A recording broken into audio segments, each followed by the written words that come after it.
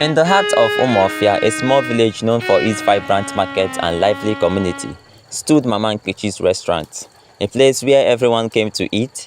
Her meals were legendary and people traveled from neighboring villages to taste her spicy jollof rice, tender goat meat and rich vegetable soups. Even on the hottest afternoons, her food store overflowed with eager customers, laughing and chatting as they waited for a seat. Mama Nkechi wasn't just known for her cooking, she was also a skilled hairdresser.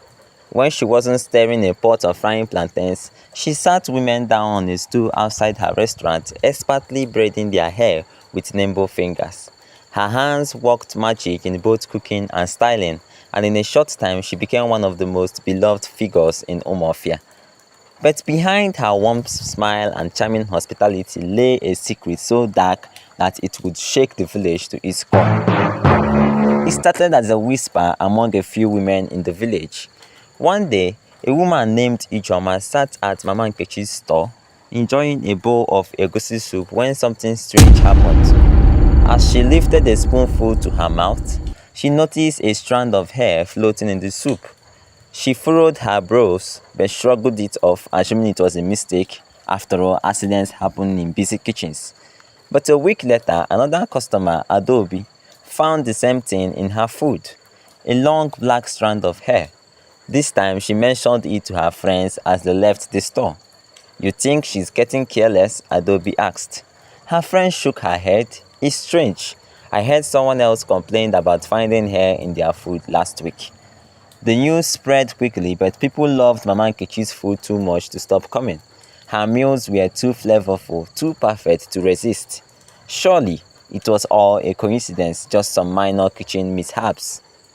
Amaka, a young woman with sharp eyes and inquisitive mind, was one of the Mama Nkechi's regular customers. She also frequently visited the restaurant to get her hair braided.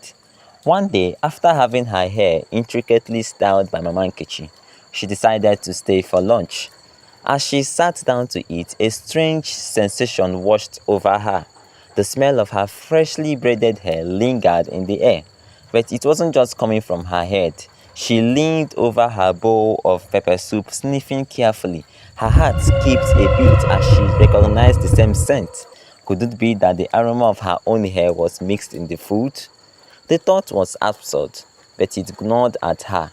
Amaka finished her meal and left, but the unsettling feeling followed her home.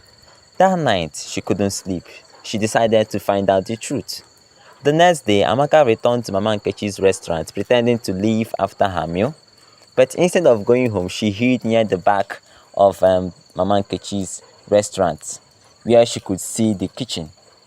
Mama Nkechi thought she felt she was alone as she prepared the next batch of food.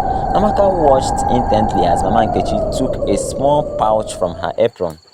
To Amaka's horror, Mama Nkechi opened the pouch, revealing a clump of hair-long strands of black and brown gathered together. With a practiced hand, she sprinkled the hair into the pot of soup and stirring it carefully as though it was a prized seasoning. Amaka gasped, her heart pounding in her chest. She had seen enough. Without hesitation, she ran out of her hiding place and confronted Mama Nkechi. "What are you doing?" Amaka cried out, pointing at the pot.